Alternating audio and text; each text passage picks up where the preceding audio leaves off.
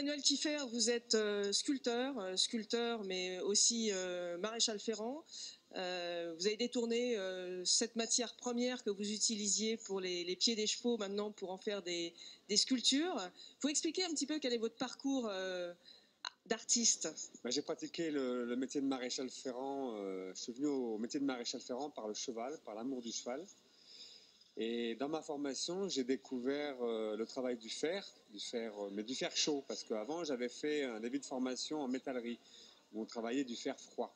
Et là, j'ai découvert le fer qu'on a chauffé, le fer, donc, pour faire des fers à cheval, le fer à cheval qui devenait malléable et à qui on a arrivé à donner des formes.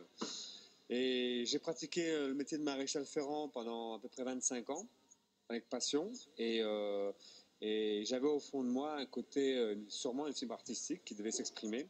Et comme je suis un peu un puriste, je fais les choses à fond.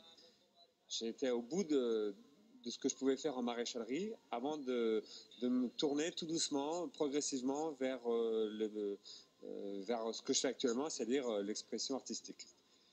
Et donc tout naturellement, je travaille le fer à chaud, donc je suis forgeron sculpteur. Et on peut retrouver, si vous voulez, c'est un peu l'aboutissement de ces 25 ans de maréchalerie, parce qu'il y a toujours le feu, il y a toujours le cheval, il y a le fer, l'engagement physique et la passion.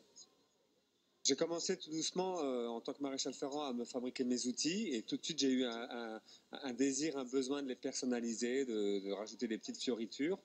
Après, j'ai commencé à faire des objets utilitaires, mais avec un petit côté artistique. Alors, ça a commencé par des cure-pieds, par des bougeoirs, des luminaires, des porte-brides. Et petit à petit, j'avais une espèce de pudeur qui m'interdisait de faire une sculpture parce que j'étais pas artiste, j'étais artisan. Et puis un jour, je devais faire un stage de maréchalerie qui a été programmé, qui s'est annulé, un stage de formation continue. Et donc, je me suis fait mon stage tout seul et j'ai fait ma première sculpture. C'est-à-dire, j'étais à jour de tous mes rendez-vous, j'ai pris la semaine et j'ai fait une première sculpture que j'ai présentée au Salon Archeval à Saumur en 2000. Et donc, c'était un poulain, c'était le poulain. Et j'ai eu le poulain fait 26 cm de haut. Quand je suis arrivé pour le vernissage de l'expo à Saumur, mon poulain était en affiche de 3 mètres de haut. Et puis j'ai eu le premier prix sculpture. Donc ça, c'était en 2000. Et ça a été un peu la petite étincelle qui m'a dit, bah, si je peux peut-être prétendre au statut d'artiste et aller dans cette voie-là. Et ça a été un changement, ça a été un gros encouragement. Bon, je ne me doutais pas à l'époque qu'il me faudrait encore tout ce temps-là pour être au niveau où je suis aujourd'hui, mais l'intéressant dans la vie, c'est pas le but finalement, c'est le chemin. Un jour, tout naturellement, je ne sais pas comment, ça s'est fait, j'ai fait ces chevaux avec des vides et des pleins. Et je crois que c'est là que j'ai atteint toute mon originalité et un coup de patte qui est très particulier et un style. Et puis les gens s'y sont pas trompés parce que c'est ces sculptures-là qui plaisent et c'est ces sculptures-là que je vends. Et ce qui est très intéressant, c'est que cette technique me permet d'agrandir mes sculptures et de faire du monumental. Chose que j'avais envie depuis très longtemps. C'est peut-être ce côté maréchal ferrant qui se bat en corps à corps ou qui joue en corps à corps avec le cheval.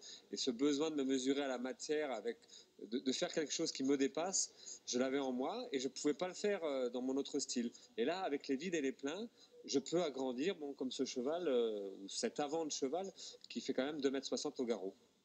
Et l'intéressant aussi dans le fer, c'est que c'est un matériau d'apparence très, très rude. Pour le transformer, je le chauffe et je tape dessus, donc il y a finalement pas mal de violence, pour finalement arriver à des lignes très sensuelles, voire des gestes d'amour quand c'est une jument et son poulain. Ça permet d'exprimer aussi la fougue, le mouvement. Et donc, pour moi, c'est vraiment un matériau magique. Mon projet d'artiste, c'est d'arriver à réaliser et à réunir un troupeau de chevaux, donc entre 15 et 20 chevaux grandeur nature. Et ça pourrait être une façon de partager l'art un peu avec tout le monde, c'est-à-dire que sans forcément passer par l'acte commercial, Quand j'ai une sculpture comme celle-ci dans une ville ou dans un parc, les gens se l'approprient, viennent la voir avec leurs enfants, et ça, je trouve que c'est magique. Donc, passer par le nombre et puis par le côté très monumental d'un troupeau pourrait me permettre de partager avec un plus grand nombre et en me détachant du côté financier, à condition que des collectivités ou des villes veuillent bien m'accueillir.